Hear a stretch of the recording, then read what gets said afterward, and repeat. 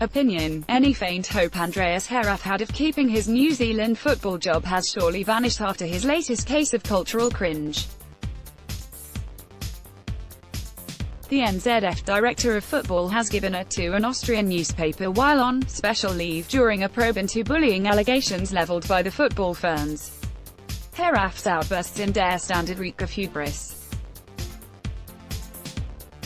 He's accused the football fans of a conspiracy, and of being more interested in making fun videos and social media sorties than his sophisticated European coaching standards.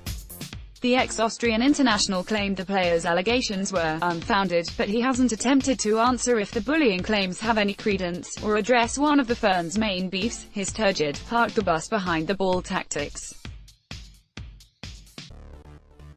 Heraf is at risk of being seen as a conspiracy theorist with a glaring inability to adapt. New Zealand football fans have long grown weary of overseas experts coming here to tell us the Kiwi football culture is all wrong and only they have the gravitas to lift the Antipodean pagans from the Dark Ages. Remember Joe McGrath, who brought a dose of Blarney to the All Whites in the 1990s, or Anthony Hudson, currently struggling with the Colorado Rapids in the MLS. There is more to coaching than having a smart tracksuit and a UEFA Pro license. The best coaches, All Blacks gaffer Steve Hansen being a notable example, get the importance of good player management. They prize themselves on understanding what makes their players tick. The All Whites qualified for the World Cup finals in 1982 under English coach John Adshead, who assimilated himself into the Kiwi culture and skillfully blended a mix of New Zealand-born youngsters and naturalised British expatriates. Ricky Herbert, an Auckland-born defender in the 1982 group, coached the All Whites to the 2010 World Cup finals with Canterbury's Ryan Nelson as captain.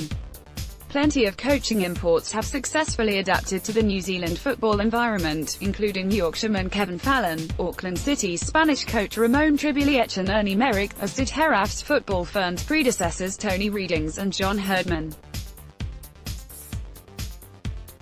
It could have been so different for Heraf had he looked at how coaches around the world crossed cultural divides.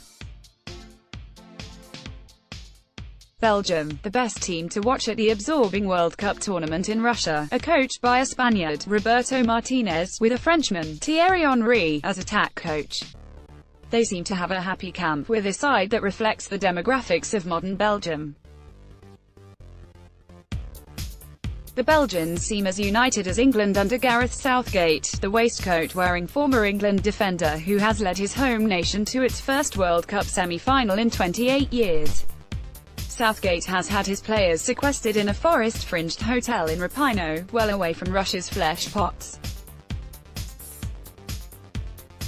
They do have PlayStations and other gaming options, but Southgate has also introduced more traditional team-building pursuits, including basketball and volleyball courts and table tennis and pool championships.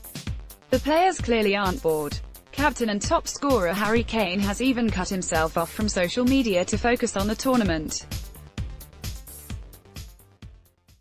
Southgate is a native Englishman, so clearly didn't need to adapt to a new cultural context. Heraf would have done well to learn what made his players tick, on and off the pitch, before imposing his own version of a scorched earth. It's insulting for him to come out now and effectively accuse the football fans of a lack of professionalism. Most of the fans are full-time pros at clubs in Europe and the United States. They train every day under coaches as credentialed as Heraf.it's risible to suggest they are more interested in running around taking selfies than perfecting their Cruyff turns. The likes of Abi Urseg, Heraf's most vocal critic, and Ali Riley have been respected internationals for over a decade. Heraf's outburst in the Austrian media provides NZF with a perfect excuse to give him a red card, then turn their attention to recruit someone who can successfully straddle the cultural abyss. That might even mean a Kiwi gets the gig as the Ferns' first New Zealand coaches since ex-players Ali Grant and Wendy Henderson had a two-game caretaker stint in 2004. Stuff promoted, stories recommended by